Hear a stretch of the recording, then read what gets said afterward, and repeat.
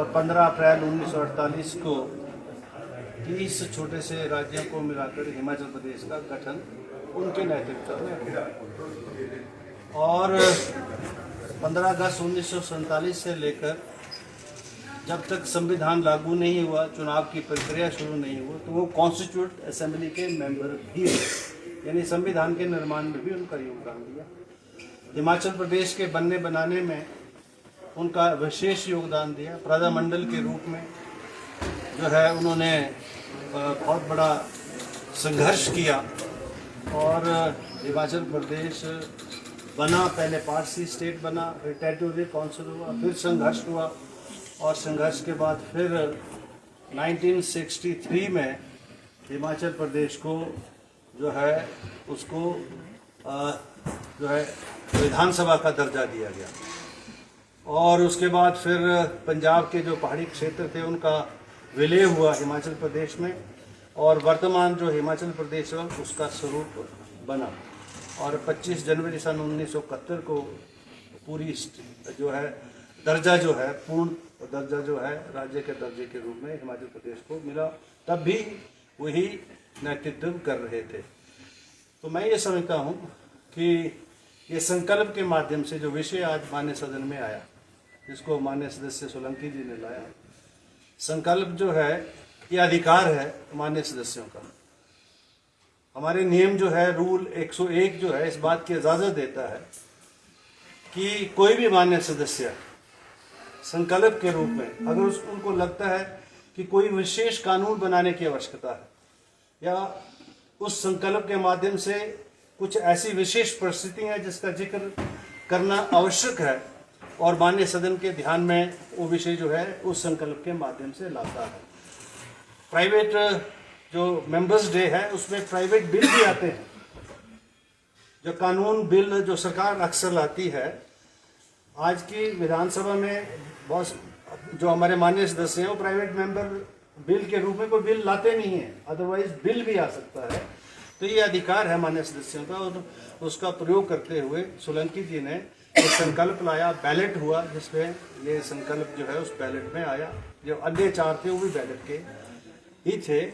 और इसमें सभी माननीय सदस्य जो हैं सत्ता पक्ष विपक्ष सभी ने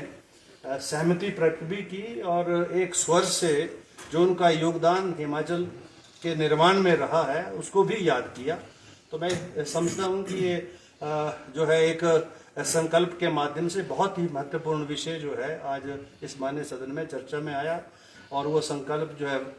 ध्वनि मत से पारित भी हुआ है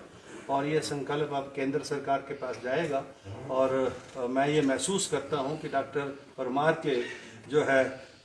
उस योगदान को याद में रखते हुए जो उन्होंने आज़ादी के समय में कॉन्स्टिट्यूंट असेंबली के रूप में और उसके बाद हिमाचल प्रदेश के बनने बनाने में जो उन्होंने दिया है उसको याद रखते हुए उन्हें भारत रत्न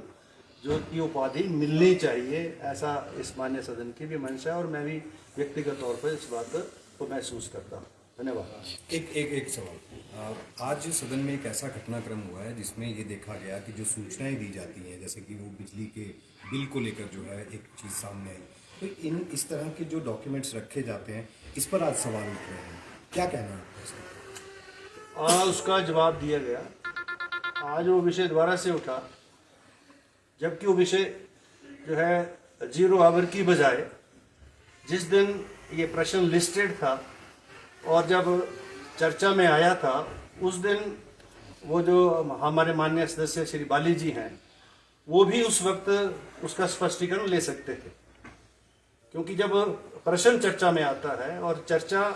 में जब प्रश्न आता है सप्लीमेंट्रीज के माध्यम से और उसमें कहीं कोई जो जवाब दिया जा रहा है या अंदर चर्चा हो रही है और तथ्यों से विपरीत है,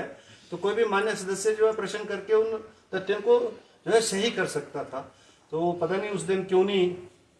जब ये चर्चा में आया तो क्यों नहीं चर्चा हुई, लेकिन जब चर्चा हुई, चर्चा होने के बाद वो सारी चीज़ जो है यहाँ इस मान्य सदन के पटल पर आई। अब उन्होंने कहा है कि जो जवाब यहाँ पर आया है, जिसको माननीय मुख्यमंत्री जी ने भी माना है और उन्होंने ये कहा है कि इसको इस पार्ट को करेक्ट कर दिया जाए, उसको हमने करेक्ट कर दिया। लेकिन विधानसभा सचिवालय ने और विधानसभा ने संज्ञान लिया कि अगर विधानसभा के अंदर उसका जवाब आया है और वो तथ्यों के विपरीत है तो इसके ऊपर विधानसभा सचिवालय जो है पूरी तरह से जो है उसकी छानबीन भी करेगा और वो तथ्यों से परे दिए हुए जवाब के ऊपर जो भी नियमों के तहत एक्शन बनेगा उन अधिकारियों पर वो एक्शन भी लिया जाएगा।